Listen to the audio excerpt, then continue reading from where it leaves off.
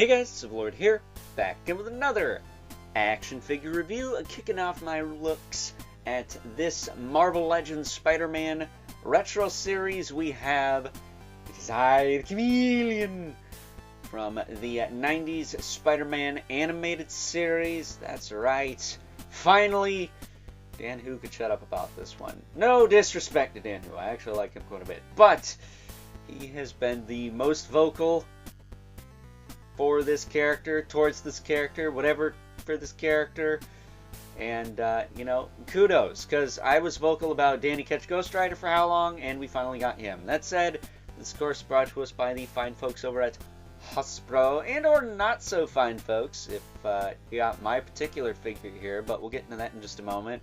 But before we get too far ahead of ourselves, why don't we cut right to the chase and get into the meat and taters of this review. Take a look-see at all Chameleon has to offer in terms of accessories, starting off with a pair of fist hands. These are just white fist hands and nothing crazy going on there. We also get a couple of guns. Got this more pistol-looking gun and this more rifle-looking gun, which, you know, stay tuned to the Agent Venom review for more on those. And then we also get this J. Jonah Jameson mask, which looks kind of creepy, I'm not going to lie. But it does come with him. And you can put it in his hand, kind of, sort of. Not really. It almost looks like this is where he's supposed to hold it, but fat chance in the heck of that happening. So, let me see.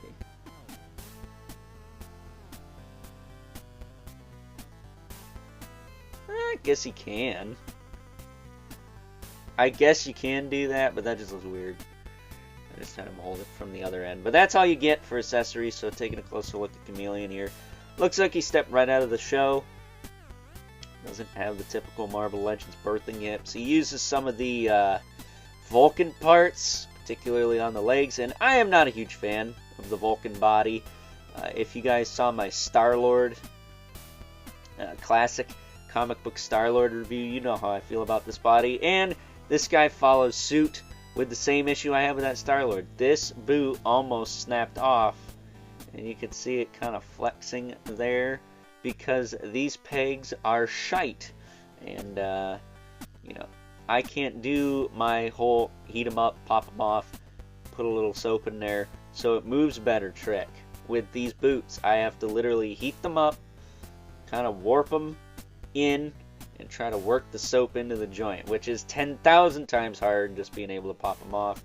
And this bicep actually almost tore clean off for me as well. So yeah, very crap QC, just quality in general on some of these parts. So yeah, not a fan of that. As far as articulation goes, this head will rotate. You'll look up about that far. You'll look down, not very far at all. Unless you turn the head sideways. Then actually you go a little more that way.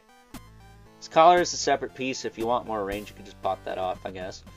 Shoulders will rotate. The shoulder pads are connected to shoulder socket, so that's good.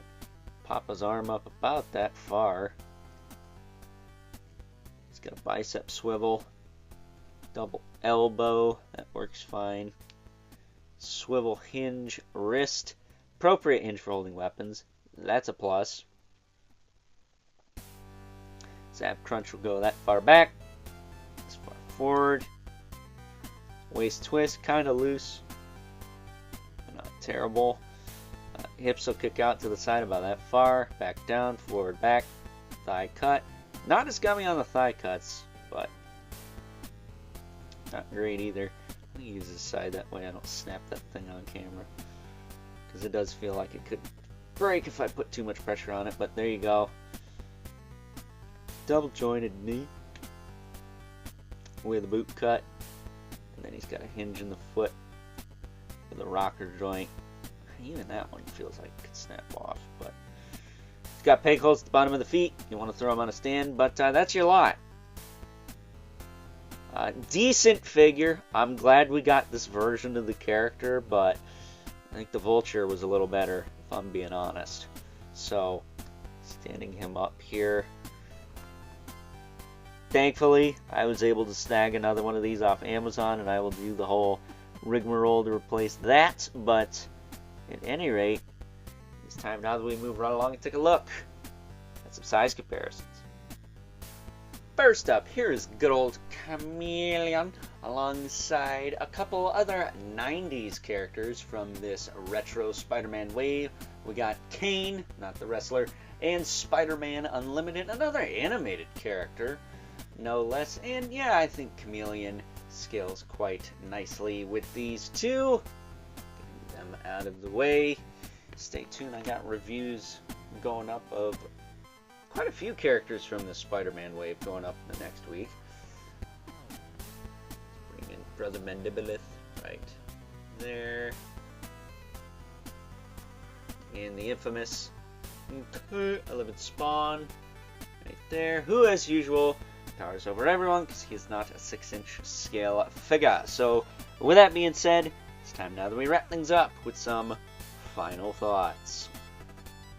Overall, and aside from almost breaking in a couple of places, yeah, I obviously really dig this version of good old Chameleon, because it is the Chameleon that yours truly grew up with back in the day. Being a big fan of the 90s Spider-Man animated series, this is my mind's eye view of this character.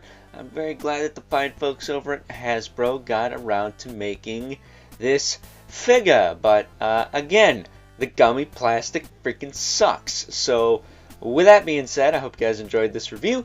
Until next time, I'll catch you guys later.